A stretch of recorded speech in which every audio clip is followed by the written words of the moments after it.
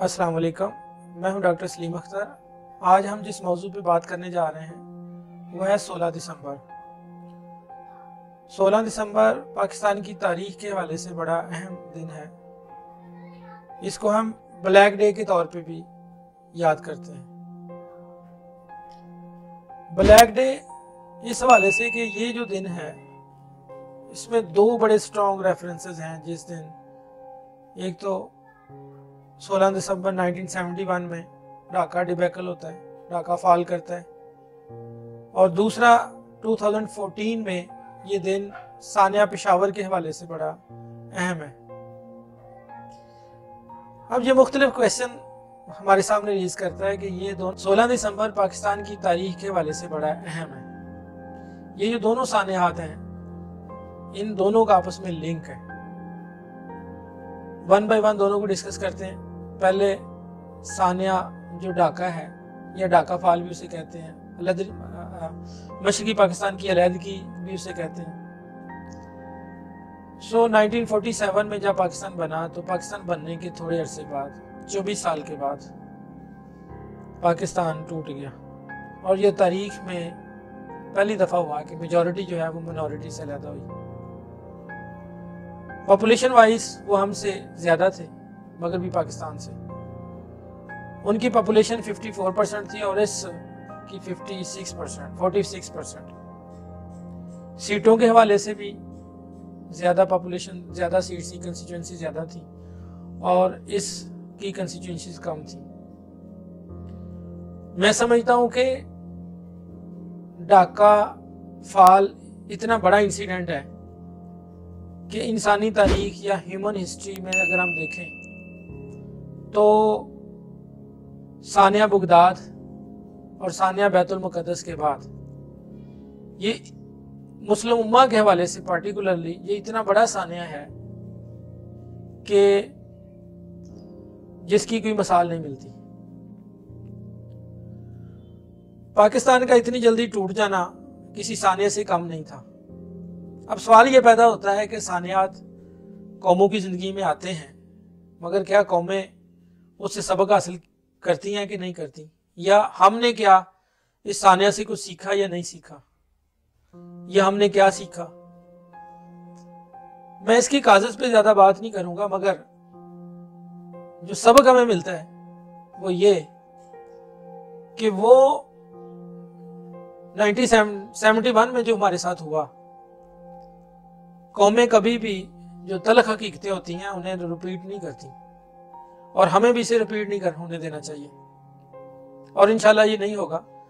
مگر کچھ ground reality جو ہے نا وہ انہیں فراموش کرنا اور ان پہ آنکھیں بند کیے رکھنا، یہ بھی کوئی ریالٹی نہیں ہے، یہ بھی کوئی اچھی بات نہیں ہے۔ اس تناظر میں اگر ہم دیکھیں تو مشرقی پاکستان کی علیحدگی کے حوالے سے نمبر آف فیکٹرز ہیں، کوئی ایک وجہ نہیں ہے جس کی وجہ سے پاکستان ٹوٹا، مگر میں سمجھتا ہوں کہ سب سے بڑا جو مسئلہ تھا وہ اکانومی کا مسئلہ تھا۔ باقی مسئلے نے کنٹریبیوٹ کیا اس میں مگر اکانومی بہت بڑا مسئلہ تھا، اور اکانومی کا ویک ہو جانا، جو اکنامیکلی مشرقی پاکستان کے لوگوں کا ڈپرائیوڈ ہونا، یہ مین وجہ بنی پاکستان کی سے علیحدگی کی۔ باقی ایشوز بھی تھے، انہوں نے کنٹریبیوٹ کیا باقی ایشوز نے، مگر میں سمجھتا ہوں کہ سب سے بڑا جو پرابلم تھا وہ اکانومی کا پرابلم ہی تھا۔ باقی ایشوز کو بھی پوائنٹس دیے جا سکتے ہیں مگر زیادہ پوائنٹس میں سمجھتا ہوں اسی کو دینے چاہیے، کیونکہ باقی مسائل ٹیکل ہو جاتے ہیں اگر اکانومی ٹیکل ہو جاتی تو۔ باقی مسائل میں ہم دیکھیں تو جیوگرافیکل پرابلم تھا مگر یہ بھی کوئی اتنا بڑا پرابلم نہیں تھا۔ دنیا میں اور بھی بہت سارے ملک ہیں جو سمندر کے درمیان میں دونوں سائیڈوں پہ ہیں مگر سروائیو کر رہے ہیں ہمارے ساتھ ہی۔ ایشیا میں ایک بہت بڑا ملک ہے ملائیشیا، ایسٹ اور ویسٹ ملائیشیا، وہ سروائیو کر رہا ہے، تو ہم بھی سروائیو کر سکتے تھے۔ زبان کا ایشو اس بنا پہ بھی ہم سروائیو کر سکتے تھے، زبانیں دو بھی قومی رکھی جا سکتی تھی، مگر اس میں جو اس وقت سب سے بڑی جو پرابلم بنی یا بڑی مین کاز بنی وہ یہ کہ مجیب الرحمان نے جب الیکشن کنڈکٹ کیا تو الیکشن کے دوران جو مینیفیسٹو یا الیکشن کمپین چلائی گئی یا اس کی پارٹی نے مینیفیسٹو دیا وہ شیخ مجیب الرحمان کا 6 نکاتی ایجنڈا تھا، اور اسی 6 نکات کے اوپر اس نے الیکشن کنٹیسٹ کیا، اسی 6 نکات کے اوپر جو ہے کمپین چلی۔ میں سمجھتا ہوں کہ وہ جو نکات تھے ان میں 3 نکات تو بہت زیادہ کنٹروورشل تھے. اس وقت کے الیکشن کمیشن کو یا اس وقت کے جو ارباب اختیار تھے انہیں شیخ مجیب الرحمان کو روکنا چاہیے تھا کہ ان بیسز کے اوپر کمپین نہیں ہونی چاہیے. مگر جب کمپین ہو گئی, اس نے الیکشن جیت لیا, اور الیکشن بھی اتنے واضح مینڈیٹ کے ساتھ جیتا, اس کے نیریٹو کو پبلک نے اس قدر اون کیا, یا انوائرمنٹ یہ بن گیا یا بنا دیا گیا کہ ان کے پاس کوئی دوسرا نیریٹو نہیں تھا. جب رزلٹ آیا الیکشن کا تو ایک واضح برتری جو ہے شیخ مجیب الرحمان کو 1970 کے الیکشن میں ملتی ہے, اور اس الیکشن کے رزلٹ نے حیران کن طور پہ شیخ مجیب الرحمان کو برتری دلائی, اور یقینی طور پہ اس کا جو نیریٹو تھا لوگوں نے اون کیا. اب جب الیکشن ہو گئے تو حکومت بنانے کا سلسلہ تھا, اور حکومت بنانے کے لیے یقینی طور پہ میجورٹی پارٹی اس کی تھی, اسے بنانی چاہیے تھی حکومت. مگر ایک حکومت سازی کے حوالے سے پرابلم پیدا ہو گیا. پیپلز پارٹی کے اوپر یہ بہت بڑا الزام بھی ہے, اور بہت زیادہ تنقید کا بھی انہیں سامنا کرنا پڑتا ہے کہ اگر ذوالفقار علی بھٹو صاحب اس وقت شیخ مجیب الرحمان کو حکومت بنانے دیتے تو میں بھی یہ واقعہ نہ ہوتا. ان کا جو نیریٹو ہوتا ہے وہ جو جواب دیتے ہیں اس سلسلے میں یا اس کویسچن یا اس اعتراض کے, اور تاریخ اس بات کی شاہد بھی ہے کہ 2 دفعہ شیخ مجیب الرحمان کے ساتھ مذاکرات ہوئے اور دونوں دفعہ ناکام ہوئے. میں سمجھتا ہوں ناکامی کی وجہ وہ 6 نکات میں سے 3 نکات جو تھے وہ بہت زیادہ کنٹروورشل تھے. علیحدہ ملیشیا کا بڑھنا, علیحدہ کرنسی کا ہونا, اور پروونسز کو زیادہ با اختیار کرنا, یا انٹرنیشنلی پروونسز کو براہ راست بین الاقوامی دنیا کے ساتھ کولیبوریٹ کرنے کی پرمیشن دینا. اس طرح کی باتیں تھیں ان 6 نکات کے اندر. تو یہاں پہ ڈیڈ لاک باقی رہا, اور انفارچونیٹلی یہ سیٹل نہیں ہو سکا, اور ایک پولیٹیکل فیلور ہوا. اب اس ایشو کو صرف پولیٹیکل فیلور سمجھ لینا کوئی صحیح نہیں ہے. میں سمجھتا ہوں کہ اس میں باقی فیکٹر جو ہیں وہ بھی حصے دار ہیں,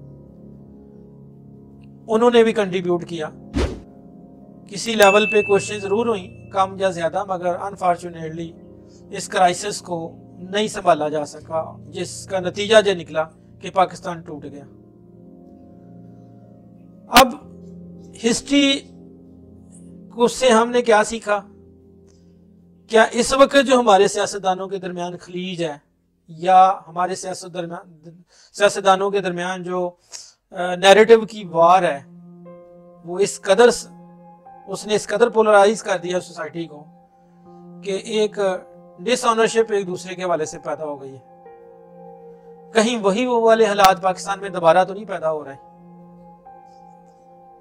کیا ہم نے تاریخ سے کچھ نہیں سیکھا؟ یہ وہ سوال ہیں جنہیں ایڈریس کرنے کی ضرورت ہے, اور یہ سیاستدانوں کے لیے بھی لمحہ فکریہ ہے کہ معاملات وہی ہوتے ہیں جو ڈسکشن سے, ڈائیلاگ سے, گیو اینڈ ٹیک سے سالو ہوتے ہیں. اگر سیاستدان ناکام ہو جائیں تو ایشوز پھر کہیں اور جا کے سارٹ آؤٹ ہوتے ہیں. پولیٹکس میں کبھی بھی ڈائیلاگ ختم نہیں ہوتے, پولیٹکس میں ہمیشہ ڈائیلاگ چلتے رہتے ہیں. اور سیاستدانوں کو بھی, خاص طور پہ حکومتی حلقوں کو, کیونکہ حکومتی حلقوں پہ ذمہ داری زیادہ آتی ہے. یہ جو کرائسس ہے, یہ جو کہیں اللہ نہ کرے کہ اس طرح کا کرائسس جو ماضی میں ہوا, یہ کہیں پولیٹیکل ڈائیلاگ, ان کا ڈیڈ لاگ ہمیں کسی اور سانحہ سے کا شکار نہ بنا دے. اب تھوڑی سی بات جو ہے وہ میں کرنا چاہتا ہوں 16 دسمبر 2014 کے اوپر, سانحہ پشاور. اتنا دردناک واقعہ ہم پہلے 1971 کو نہیں بولے تھے کہ ہمارے دشمن نے جان بوجھ کے اس کو پلان کیا, اور 16 دسمبر کو ہی پلان کیا. یہ ہم بڑے اچھے طریقے سے جانتے ہیں کہ زخم جب لگتا ہے تو زخم کے اوپر جب دوبارہ زخم لگتا ہے تو درد بہت زیادہ ہوتی ہے. اور ہمارے دشمن نے اس کو جان بوجھ کے پلان کیا, اور ہمیں ہمارے زخم کو کریدا, نہ صرف کریدا بلکہ اور زخم لگایا. عام طور پہ پھولوں پہ قبروں پہ پھول جو ہے وہ پھینکے جاتے ہیں, مگر ہمارے پھولوں کو قبروں میں بند کر دیا گیا. اتنا بڑا سانحہ, اتنی بڑی تکلیف, اتنی بڑی شدت. پشاور میں آرمی پبلک سکول کے اوپر نہتے بچوں کے اوپر اٹیک کیا گیا, اور ہمارے جو بچے ہیں خاص طور پہ اس میں آرمی آفیسرز کے بچے پڑھ رہے تھے اور جان بوجھ کے اسے ٹارگٹ کیا گیا، پلان کیا گیا اور ہمارے پھولوں کو نہ صرف زخمی کیا گیا بلکہ شہید کیا گیا۔ اس میں بہت بڑی تعداد میں بچے شہید ہوئے، کچھ ٹیچرز نے بھی جام شہادت نوش کیا۔ تو یہ جو ثانیہ ہے یہ بھی اس نے بھی ہمیں جھنجھوڑا اور یہی ثانیہ ہے جس سے پھر ہم نے سیکھا، اس پہ ہماری فورسز نے ریئیکٹ بھی کیا اور ہمارے سیاستدانوں نے بھی اس کے اوپر ایک پیج پہ بیٹھ کے ایک سکیم بنائی۔ 20 پوائنٹ ایجنڈا جو ہے وہ حکومت اور اپوزیشن نے مل کے فائنل کیا اور اس کے بعد پھر ہم پوری یکسوئی کے ساتھ اس پہ عمل ہم نے کیا اور بڑی مشکل کے ساتھ ہم نے ان پہ عمل درآمد کرتے ہوئے پاکستان کے اندر امن لے کے آئے۔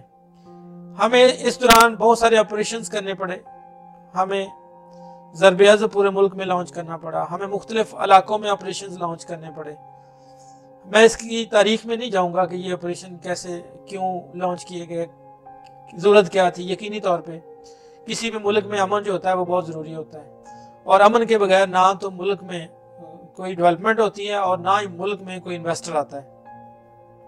ملک میں بزنس ایکٹیویٹی کے لیے بھی امن ضروری ہوتا ہے۔ اب دوبارہ اگر ہم افغان بارڈر کو دیکھیں تو دوبارہ افغان بارڈر جو ہے وہ انسیف ہو گیا ہے۔ تھوڑے دن پہلے ہی دوبارہ اس کے اوپر اٹیک کیا گیا ہے اور ہمارے کچھ نوجوان جو ہیں، ہماری جو فورسز کے نوجوان ہیں، انہوں نے بھی جام شہادت نوش کی ہے۔ ہم نے بڑی مشکل سے اس بارڈر کو کارڈن کیا ہے اور اس کے اوپر باڑ لگائی ہے۔ اب دشمن دوبارہ یہ چاہ رہا ہے کہ اس باڑ کو ختم کیا جائے یا توڑا جائے یا دوبارہ پاکستان کے اندر ایک پولیٹیکل انسٹیبلٹی تو ہے ہی، بدامنی بھی پیدا کی جائے۔ تو ہمارے جو ارباب اختیار ہیں انہیں اس بات پہ خاص توجہ دینی چاہیے اور اس طرح کا انوائرمنٹ بالکل نہیں بننے دینا چاہیے پاکستان کے اندر کہ کہیں جس سے دشمن طاقتور ہو، جس سے پاکستان انسٹیبل ہو۔ یہ بڑی مشکل کے بعد، ہمارے جوانوں کی قربانیوں کے بعد، آپ کسی بھی دیہاتی سائٹ پہ نکل جائیں، آپ کو ہر دیہات کے کارنر پہ، اس کے نکر پہ ایک نوجوان کی تصویر لگی ہوئی نظر آئے گی جس نے ان آپریشنز کے اندر جام شہادت نوش کیا ہے۔ ہم نے بہت بڑی قربانیاں دی ہیں اس کے لیے اور بڑی مشکل سے پاکستان کے اندر امن جو ہے وہ واپس آیا ہے۔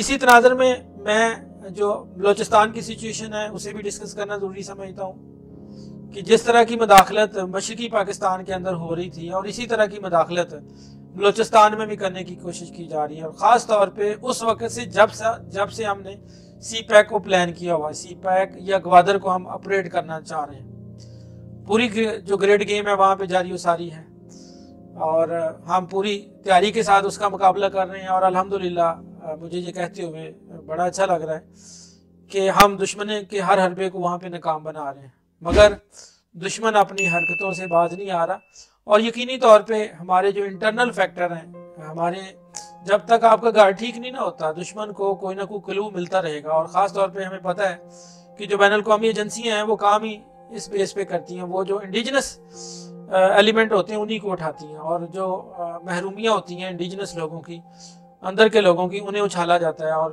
انہیں ہی پیک کیا جاتا ہے، انہیں ہی پک کیا جاتا ہے اور اس کے بعد انہیں ایشو بنا کے یا انہیں تیار کیا جاتا ہے۔ تو ہمیں جو ہماری انٹرنل مسائل ہے اس پہ بھی خاص توجہ دینی چاہیے اور یہ دونوں سانحات جو ہیں جو ہمیں جھنجھوڑنے کے لیے، ہمیں سبق دینے کے لیے کافی ہیں اور اللہ نہ کرے کہ کوئی اس طرح کا اور سانحہ کبھی ہمیں زندگی میں دیکھنا پڑے۔ اب ان سانحات سے ہمیں جو سبق ملتا ہے وہ یہ کہ ہمیں یونٹی کے ساتھ، اتحاد کے ساتھ اور وہ جو کوتاہیاں جو مختلف قسم کے کمیشن بنے، محمود الرحمان کمیشن بنا جا اور تھنکرز نے اس کے اوپر لکھا مگاہے بگاہے، تو اس سے ہمیں سبق حاصل کرنا چاہیے اور آئندہ اس طرح کے واقعات کو رپیٹ نہیں ہونے دینا چاہیے کیونکہ اس طرح کے واقعات کی ریپوٹیشن جو ہے وہ ہمیں اور زیادہ ڈاؤن ٹو ڈن میں دھکیل دے گی۔ Thank you very much.